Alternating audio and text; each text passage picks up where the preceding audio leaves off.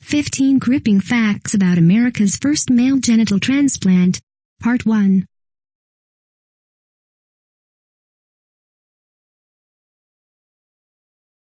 If you are brand new to our channel, we invite you to take a moment to subscribe.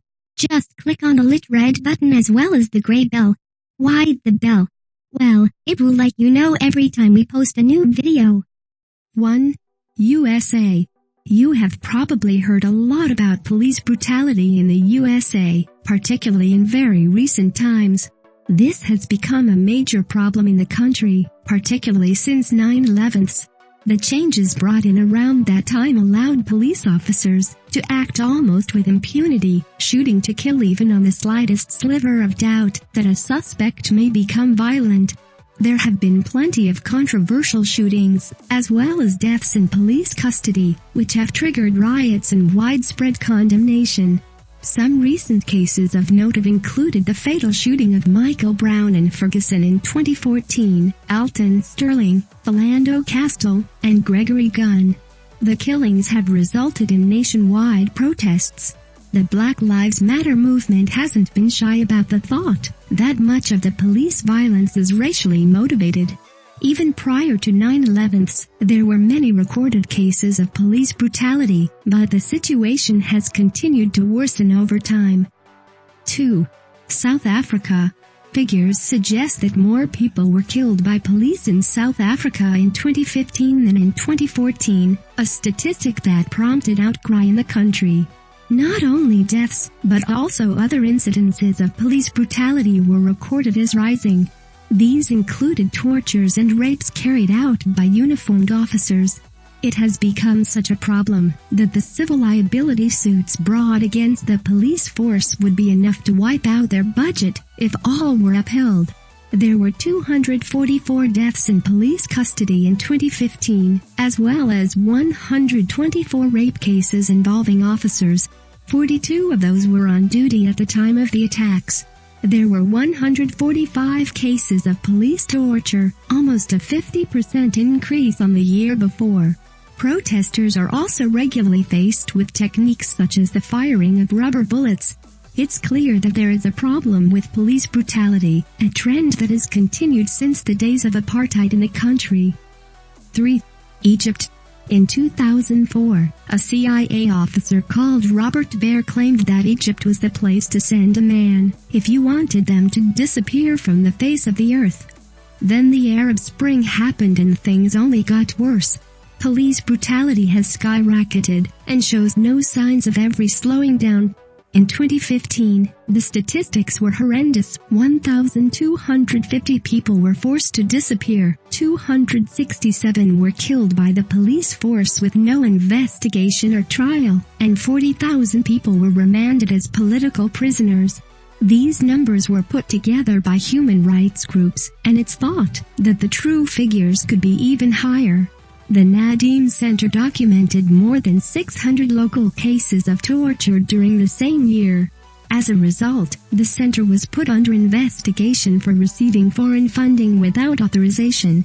Unfortunately, no solution has so far been found to stop the police brutality, particularly since the current government is of the opinion that the ousted Mubarak allowed all of this to begin because he was too lenient in allowing protests and opposition to his rule. 4. Somalia. The Somalian police force is known as one of the most corrupt in the world. The country has been torn apart by war, and wounds are not allowed to heal as police enjoy free rein to act as they wish. The police force are for the most part ineffective, most of them accepting bribes to look the other way when crimes are committed. They are hugely underpaid, and as a result see citizens as a source of wages. They are not above stealing during searches as well as harassing innocent citizens for money. Police brutality is rampant. As if this was not enough, around 1,000 Somali officers suddenly disappeared in 2009, after they were given training provided by the German government. These officers are thought to have run off to join an Islamist militia. While efforts have been made to clean it up, the force is still as corrupt and violent as it has ever been, making it one of the least safe places for citizens. 5. Russia. In Russia, police violence is so common that it is barely even reported. So say the comments from Russian citizens themselves, where it is expected that the police will use brutal force whenever they feel like it. Conditions inside prisons are particularly bad. One case which hit headlines recently was that of Sergei Pestrov, who had been a drummer in a moderately successful band in the 1970s. In September 2015, he was drumming in his garage near Moscow when police burst in to arrest him. Police began hitting him soon after they entered the garage, said Ekaterina Shcherbina, one of his fellow musicians in the garage. One of the officers punched him on the back of the head, and blood immediately began to pour from his nose. He was then tied up with his own belt and remanded in police custody on suspicion of dealing drugs. The next morning, his wife had to identify his lifeless body in a hospital bed. The police say they released him in the middle of the night, and he was already unwell when he returned. Human rights protesters obviously believe differently. 6. Kenya. Kenyan police came under heavy criticism, not for the first time, in May 2016 for their clashes with citizens. During protests, they turned with brutal force on anyone who stood out of line. One journalist described what he had seen. A man was chased across the street and fell down.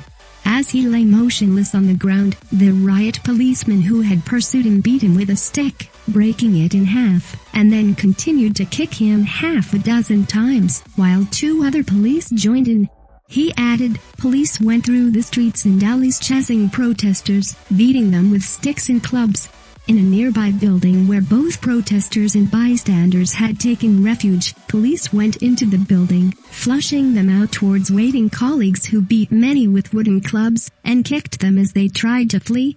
The protests were over corruption in the government, and it's easy to see why people felt it necessary to take to the streets, even at the risk of their lives, because of the widespread difficulties in the country.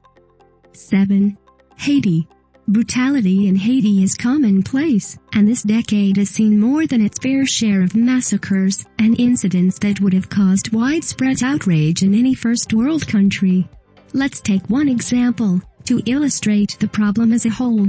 The island of Isle of Vache was taken over by government officials who wished to turn it into more of an attraction.